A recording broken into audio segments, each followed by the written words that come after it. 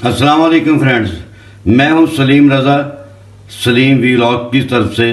तो वो जो कहते हैं ना कि ज़रा उनकी शोखी तो देखिए, जुल्फ़े दराज हाथ में लिए, अमेरिका वालों की अक्ल पे मातम करने को दिल करता है। इतना ज़्यादा नुकसान हो चुका है, कई 100 अरब डॉलर का। बीमा कंपनियां अलग से रो रही हैं कि उनका तकरीबन 28 अरब डॉलर का नुकसान होने जा रहा है।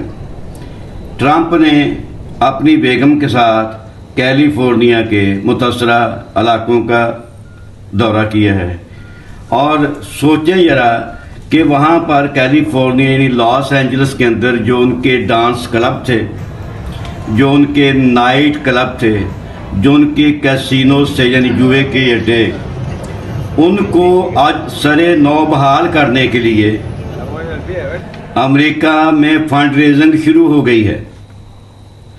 और फंड रेजिंग के लिए उन्होंने इस माह की यानी 30 जनवरी को एक प्रोग्राम रखा है। यहाँ पर लोग आएंगे जो उजड़े हुए डांस क्लब हैं, जो बर्बाद हो चुके नाइट क्लब हैं, जो तबाह हो चुके कैसीनोज हैं, उनको बहाल करने के लिए, उनकी तामीर व तरक्की के लिए फंड रेजिंग होगी 30 जनवरी को।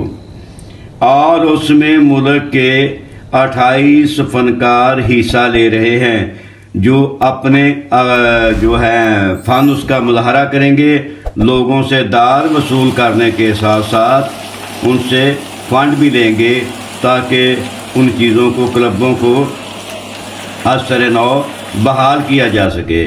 और मज़े की बात यह है कि उसके अंदर बड़े बड़े फनकार तो हिस्सा ले ही रहे हैं। उनमें एक रेड हार्ट नाम का ग्रुप है, जो परफॉर्मर्स हैं सारे लोग, रेड हार्ट है उसका नाम।